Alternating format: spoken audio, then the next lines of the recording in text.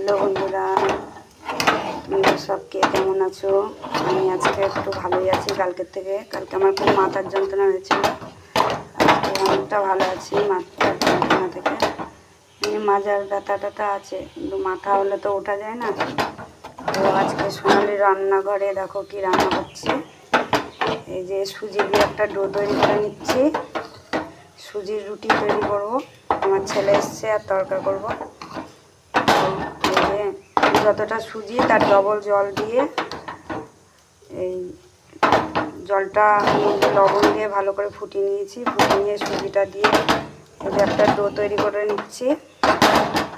এটা ঠান্ডা করে যেটুকু ময়দা লাগবে ময়দা দিয়ে মাখবো, মেখে রুটি করব। আমার ডোটা কমপ্লিট। বন্ধুরা, আমার ডোটা তৈরি করা হয়ে গেছে। এখন ময়দা দিয়ে ডোটা রেডি করব, দিয়ে রুটি করব। তো তোমরা দেখতে থাকো বন্ধুরা। এই যে সুজি দিয়ে আর ময়দা দিয়ে ভালো করে মুষ্টি একটা ডো তৈরি করে নেব। ঠান্ডা অতটা করতে পারিনি, ঠান্ডা একবার করে নিতে হবে। তো আমার সময় নেই, দেরি হয়ে গেছে বলে ঠান্ডা একটা হয়নি। হ্যাঁ বুঝেছি। হ্যালো বন্ধুরা, এই যে সুজির রুটি করছি আমি। সুজির রুটি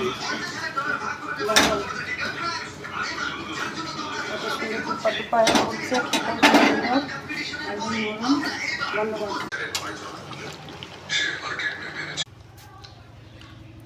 কেমন লাগছে দিয়া?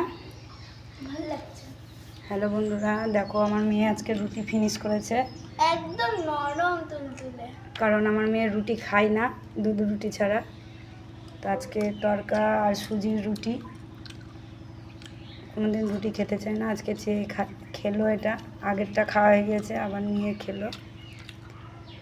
তো তোমরাও না, তো তোমরাও বাড়িতে এইভাবে রুটি করবে, দেখবে ছেলেপেলে সব চেয়ে চেয়ে খাবে, খুব সুন্দর হয়। আবার খাওয়া হয়ে গেছে, এবার আমি খাবো। তো ভালো লাগলে তোমরা কমেন্ট, শেয়ার, লাইক করো।